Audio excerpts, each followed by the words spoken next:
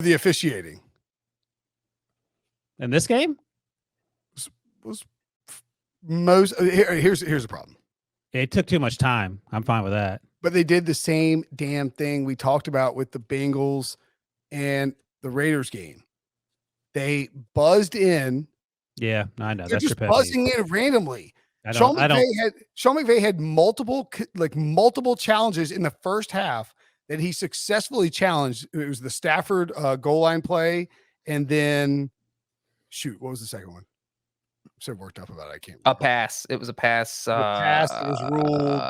AJ Green fumble. Oh, no, he got hit. He got hit. Caught it, and it was like, what do you like? His foot's clearly out of bounds. They said he caught it, and McVay's over on the sidelines. Like, I mean, I've been watching football all weekend.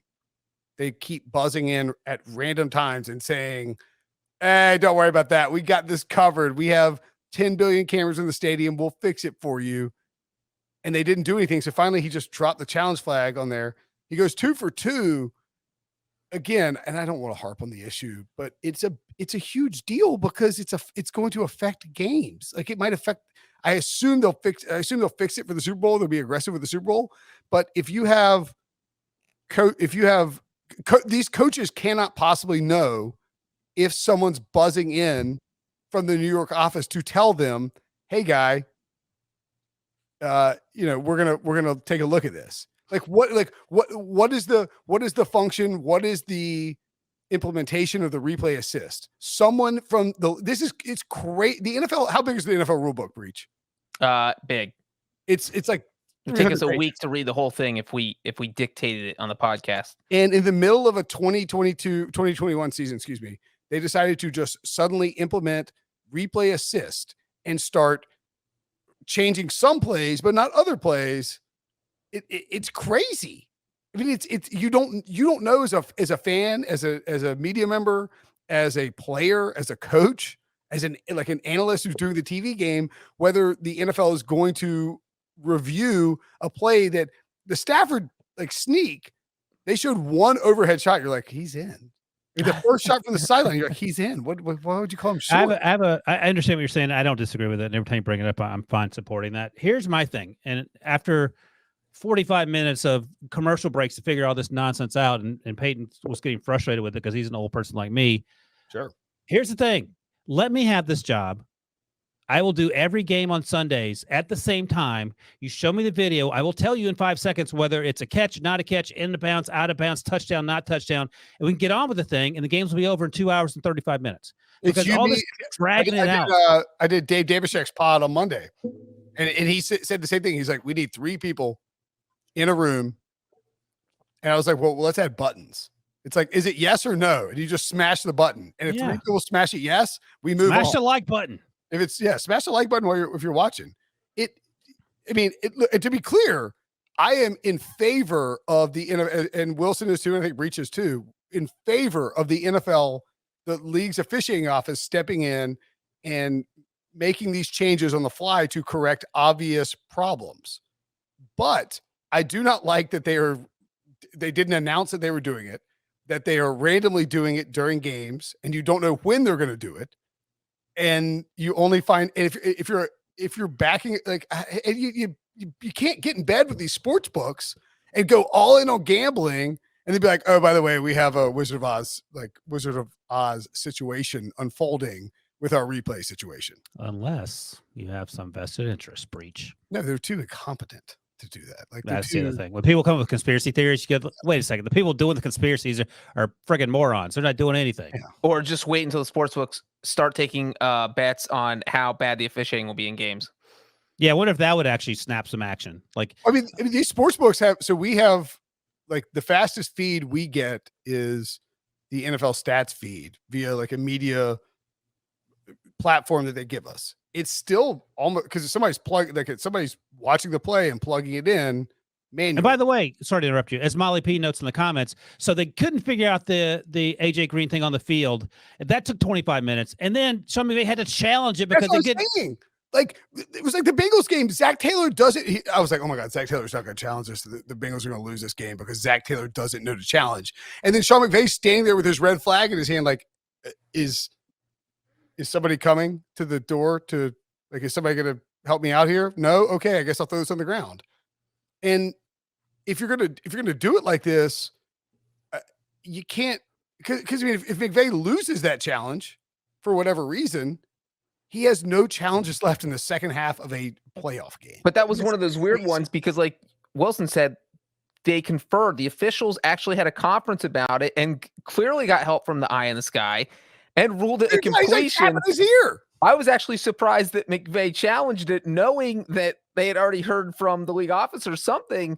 That was a weird play. And those are the ones that are worst. We saw in an Eagles game in the regular season where you know, one thing's rolled in the field, then it gets overturned, then it gets re-overturned, and that's when things just look silly. Well, I mean, this ref is like walking around the field, holding his ear, jamming this mic in his ear because he can't hear the voice that's telling him what to do. And then he looks at McVay, he's like, yeah, we're not talking to anybody up in the league office. It's like, I can hear Walt Anderson in your ear, man.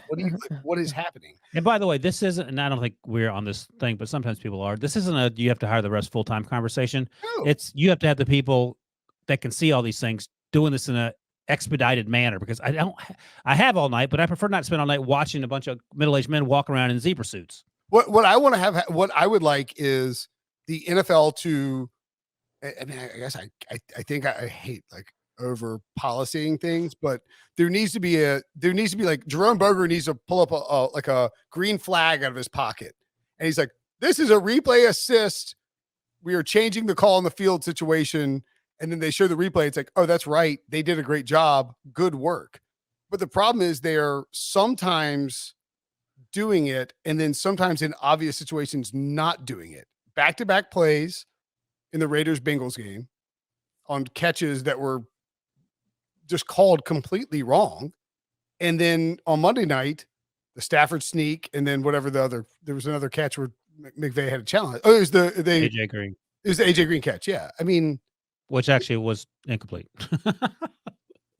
Yeah, it was like clearly incomplete. Well, there was some gray area, but I would just like him to get it right either way the first time instead of wasting 20 minutes. For sure. Which is, I'm saying, empower the NFL officiating office more, but tell everybody, hey, this call is coming down for New York, and we're changing the call on the field. They wave their hand. They're like, catch. And then, like, the guy's holding his ear, and he's like, the ruling on the field is an incomplete pass. Here's what they do in soccer. It's VAR, video assist review. The official on the field makes a signal when he gets a call. He runs over to the sidelines, looks at the thing, talks to people upstairs. Everyone knows what's going on. The scoreboard says VAR review. He comes back and says, penalty, no penalty, and we get on with it. It takes 35 seconds to 90 seconds, and it's done. I mean, Wilson, I watched enough soccer to know that VAR is terrible for the most part. But I mean, this is how far behind the NFL is. We are advocating for VAR implementation. Right. No, there's some problems with VAR for sure. Because again, you're breaking down things frame by frame. But the NFL, it might even be a little different because they break down things frame by frame anyway, like in terms of where the ball is or where they caught it. But it would be faster. That's at this point, that's all I want. And look, soccer is weird because soccer is also different because you're trying to. I guess soccer is actually kind of close to football. You know, when you do the offsides, that's the most common VAR thing, where handballs, fouls, the where box. somebody is in handballs and fouls. Yeah, you're trying to determine where somebody is when a pass is made. Yeah, but like football, you slow it down, and you know, this is the problem. The referees are doing the work on the field in real time with no replays available to them, and we are all at home watching in 4K. With 72 cameras, and we know exactly what is happening and what has happened on each play immediately after, because the replays, you're like, well, that's clearly not a catch. I mean, it's somebody said this today. I'm trying to think who said this. They need to match the technology to the process. It shouldn't be that hard. Also, a lot of younger, the guys that referee and women that referee soccer games, younger, better shape. I mean, make it that what you will. Yeah. Hire Matt Snyder.